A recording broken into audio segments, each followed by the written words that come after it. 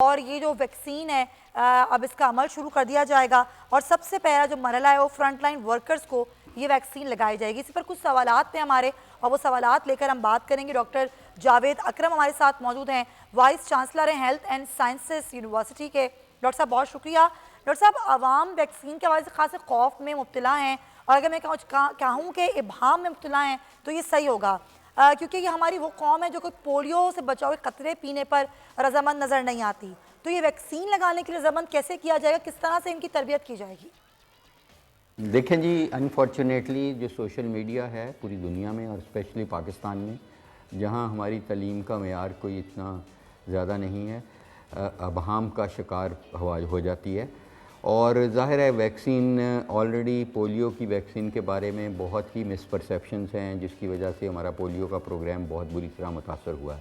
ہم نہیں چاہیں گے کوئی ایز اے پاکستانی کہ پاکستان میں کرونا کی ویکسین یا کووڈ-19 کی جو ویکسینز آ رہی ہیں اب الحمدللہ وہ کوئی بھی ابہام کا شکار ہوں.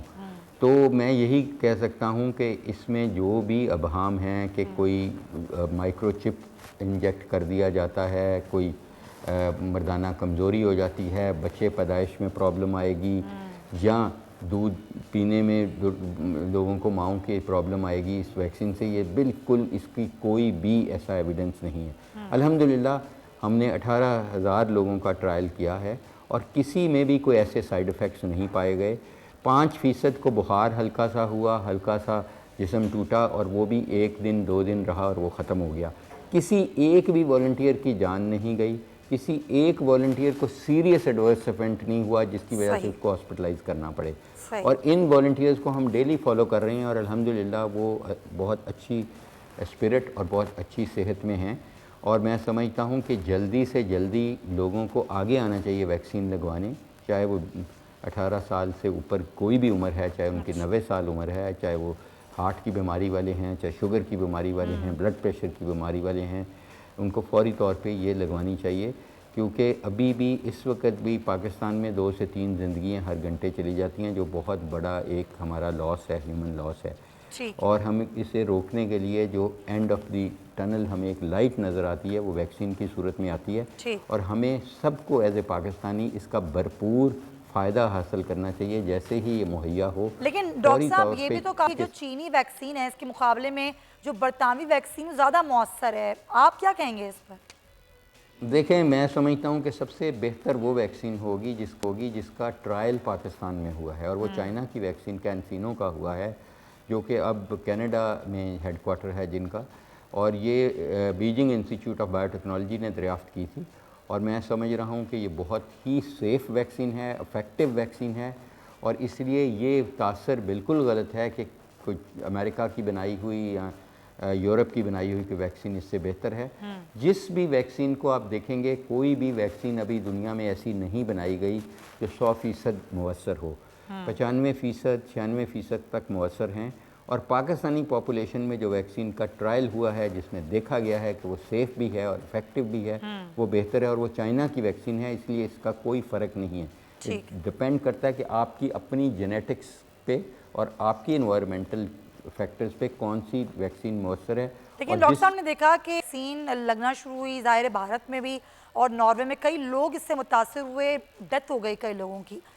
تو یہ بھی ظاہر ایک مسئلہ ہے کہ لوگ یہ سوچ رہے ہیں کہ یہ ویکسین جو ہے کہیں نقصان تو نہیں پہنچائے گی, اور خاص طور پہ جو ایجڈ افراد ہیں یا جن کو ملٹیپل ڈیزیزز ہیں ان کے حوالے سے یہ ویکسین کس طرح کام کرے گی؟ دیکھیں, جتنے بھی ہمارے بزرگ ہیں, عمر رسیدہ لوگ ہیں, 90 سال اس سے زیادہ عمر ہے, ان کو ترجیحی بنیاد پہ ویکسین لگنی چاہیے. اس لیے لگنی چاہیے کہ وہ ان کے سب سے زیادہ وہ ولنریبل گروپ ہیں. اگر خدا نہ خواستہ کووڈ ان کو ہوتا ہے تو ان کی شرح اموات بہت زیادہ ہے. عام انسان کی جو اموات ہیں اوسطاً وہ 2 سے 3% اموات ہو رہی ہیں پاکستان میں. اگر 100 بندوں کو ہوا ہے تو ان سے 2 سے 3 لوگ, لیکن جب آپ 90 سال سے اوپر دیکھتے ہیں تو وہ 11 سے 12% ہو جاتی ہیں. اس لیے ان بزرگوں کو پروٹیکٹ کرنا سب سے وہ زیادہ ضروری تو ہے. سوال تو یہ بھی اٹھ رہا ہے نا کہ یہ ویکسین جن افراد کو لگے گی وہ کب تک اس سے محفوظ رہ سکتے ہیں, ڈیوریشن کیا ہوگا اس کا؟ دیکھیں, یہ قبل از وقت ہوگا جو सिनोफार्म की वैक्सीन जो ऑलरेडी पाकिस्तान में आ चुकी है, आज आई है, रिसीव हुई है और अब उसका डिस्ट्रीब्यूशन प्लान मुरतब हो गया है। तो वो उसकी 2 डोजेज़ हैं, एक डोज़ अभी लगेगी, एक डोज़ 1 माह बाद। जो कैंसिनो की वैक्सीन जिसका हमने ट्रायल किया उसकी सिंगल डोज है पूरी लाइफ के लिए। अच्छा। लेकिन कोई भी वैक्सीन को असर करते हुए प्रोटेक्टिव लेवल पे न्यूट्रलाइजिंग एंटीबॉडीज़ को बनाने के लिए 28 से 30 दिन चाहिए। अच्छा। तो अगर आज किसी को वैक्सीन लगती है तो उसको कल प्रोटेक्शन ये ठीक गलत है। तासर होगा, उसको 30 दिन कम से कम लगेंगे कि वो बनाने में। अब कितनी देर तक ये रहती हैं ये न्यूट्रलाइजिंग आप कह रहे हैं एंटीबॉडीज़? कबल, लेकिन डॉक्टर साहब जो पाकिस्तान में आपने जिक्र किया जो वैक्सीन बन रही है वो कब तक मुकम्मल होगी, फिर उसके ट्रायल्स कब शुरू होंगे, और अगर कोई वॉलंटियर करना चाहे तो वो किस तरह कर सकता है? देखें, जो भी वॉलंटियर बनना चाहता है वो यूनिवर्सिटी ऑफ हेल्थ साइंसेस का हेल्पलाइन नंबर मैं दे देता हूँ, जी, वो जी। अवेलेबल है। और वो यूनिवर्सिटी ऑफ हेल्थ साइंसेस पूरे पाकिस्तान में फैली हुई है। किसी भी सेंटर पे वो कांटेक्ट कर सकता है और हमसे कांटेक्ट करेगा तो हम उनको इज़्ज़त भी देंगे, उनको प्यार भी देंगे और उनको वॉलंटियरिंग का जज्बे को भी सराहेंगे, वो ज़रूर बने। हम अभी 3 और वैक्सीन का ट्रायल शुरू करने वाले हैं। और जो पाकिस्तान में हम बना रहे हैं वैक्सीन, वो ट्रांसफ़र ऑफ टेक्नोलॉजी है फ्लैंडर्स यूनिवर्सिटी ऑस्ट्रेलिया के साथ मिलके, जो कि इंसेक्ट बेस्ड वैक्सीन है, उस पे हम काम कर रहे हैं और इंशाल्लाह उसको हम जल्द अज जल्द कोशिश कर रहे हैं कि हम एनिमल एक्सपेरिमेंटेशन तक जाएं और फिर उसके बाद कमर्शलाइज। सब्सक्राइब करें और बेल दबाएं ताकि कोई खबर रह न जाए।